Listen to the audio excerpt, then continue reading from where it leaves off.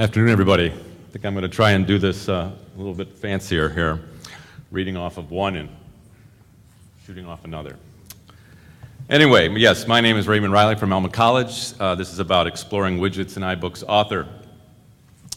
I recently responded to a call for innovation at Elma College addressing teaching and learning innovations. And having recently attended February 2013 ELI online conference, a number of emerging trends and disruptive technologies were kind of circulating in my head. Topics included tablet computing, MOOCs, flipped classrooms, certification, digital badges, learning analytics, and challenge-based learning. Let me get my slides here right.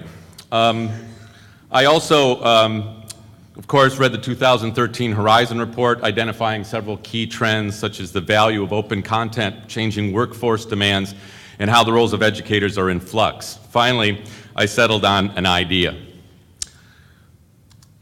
Thinking about tablets and interactivity led to a proposal titled iPads and iBooks, engaging students in research, design, and e-publishing. What if we gave iPads to each student in a 13-week semester class called Foundations of Sound and Audio Technology and challenged them to use the devices for research, for collaboration, guided them in the discovery of high-quality resources and the mining of content expertise? We also encourage these students to seek out and meet with experts and practicing professionals to gain a closer understanding of how audio engineers and how sound designers perform their work and connect theory to practice. But wait, there's more. We not only invite these students in the course to collaborate as researchers and content creators, but also as designers and authors to ultimately create an interactive iBook on the subject of audio and principles of sound. Yes, an interactive book published by students. But how can an iBook be used to guide students in examining essential questions? What are some of the goals and outcomes to be achieved? Turns out, researching, writing, and designing an iBook provides an opportunity for students to hone a whole wide range of skills. Research, critical thinking, publishing, project-based learning, collaboration, close connections with experts in the workforce, copyright issues, intellectual property. And then, of course, building interactive designed widgets, learning how to teach others by compelling visual example. So a significant component during the course will be the research and design of interactive learning objects and rich media elements widgets that take advantage of the multi-touch interface of the iPad. iBooks Author is the free desktop application used to create iBooks for the iPad. The application features several types of multi-touch widgets. You can build it with keynote animations. You can use a variety of different applications and tools to create these widgets. We looked at several applications.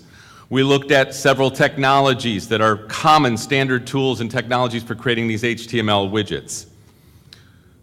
Finally, as we look at these more interactive examples, of which I've created an iBook that actually demos many of these examples, which I'd be happy to share with you afterward, it's pretty compelling when you start to see how you can actually cross-port a lot of these interactive widgets to HTML-designed web pages.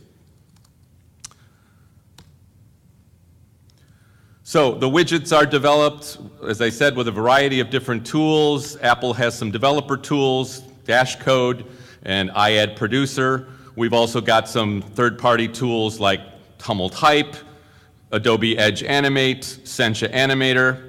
There's a number of services and subscriptions online that are now doing custom widgets. Bookry is one good one, iBooks Generator and Books Widgets.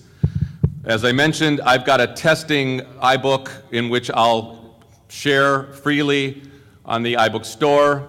This is going to basically be my cataloging of widget design and also be given to the students as they create their own widgets for the project.